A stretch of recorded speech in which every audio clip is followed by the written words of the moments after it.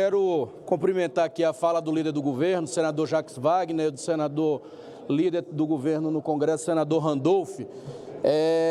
Não vou ser redundante, até porque nós temos outros oradores e outras matérias, então eu vou ser bastante rápido, mas não poderia também deixar de dar aqui a minha opinião e falar para você que está acompanhando a sessão através da TV Senado e da Rádio Senado, que esse debate aqui que nós estamos tendo neste momento do CARF, ele é um debate que, na verdade, nós poderíamos aprofundá-lo e, de forma assim mais resumida, dizer aqui o que foi dito de forma mais clara.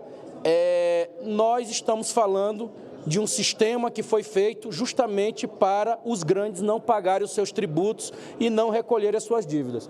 Nós estamos falando aqui de um grupo de 60 a 70 empresas no Brasil, bilionárias, que devem bilhões para o contribuinte, que é para a União, consequentemente para o contribuinte, para você que está me assistindo, porque você que está me assistindo, que é professor, que é policial, que é servidor público, que é trabalhador de carteira assinada, você que paga imposto no Brasil. Todo mês, quando você vai receber seu salário, já está lá descontado seu imposto de renda, todas as contribuições suas, já está lá descontada na fonte. Então, você que de verdade paga imposto nesse país.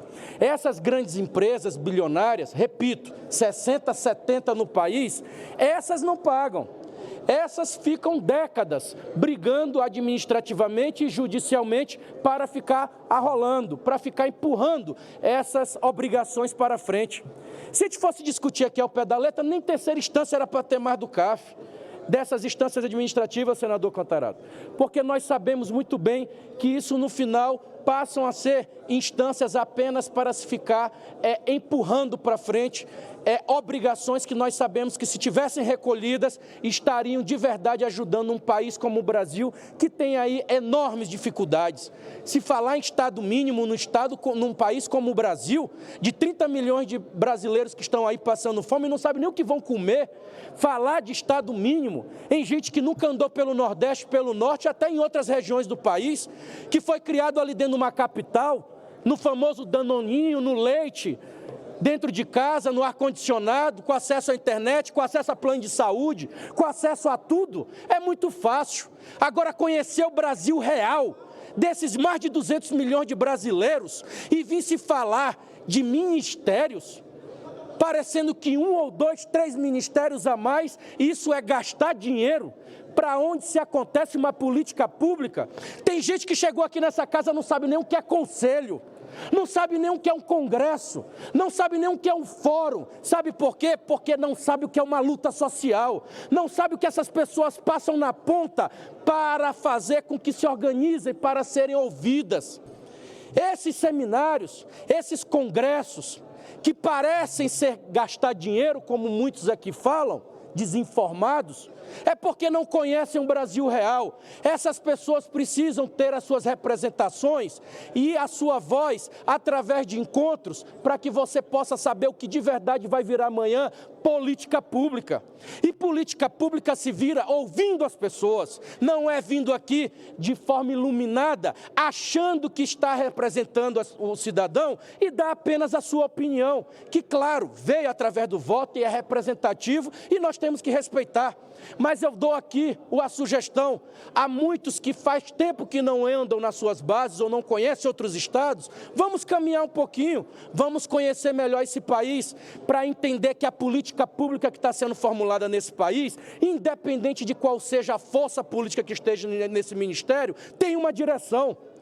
O partido que comanda determinada área, ele indicou seu ministro, mas a política pública quem comanda é o presidente Lula. Ele tem dito qual é a área social, o que vai se acontecer, o que vai se fazer lá dentro. Lá na política do trabalho a mesma coisa, lá na saúde a mesma coisa, os desafios são enormes. Lá na infraestrutura nós sabemos o quanto que está as estradas desse país, a geração de emprego precisa ser feita, ou seja, temos que ter equipe, temos que ter orçamento e, acima de tudo, espírito público para pensar o Brasil como um todo.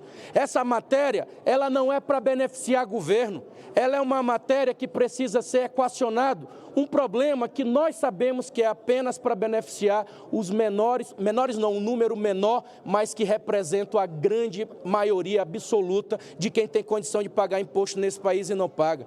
Termino aqui cumprimentando novamente o presidente Lula e o parabenizando pela coragem que ele teve em fazer esse debate, trazer esse debate para o Congresso Nacional em taxar quem tem mais de 10 milhões de reais investido em conta. Tem que se discutir sim, até porque esses precisam pagar imposto.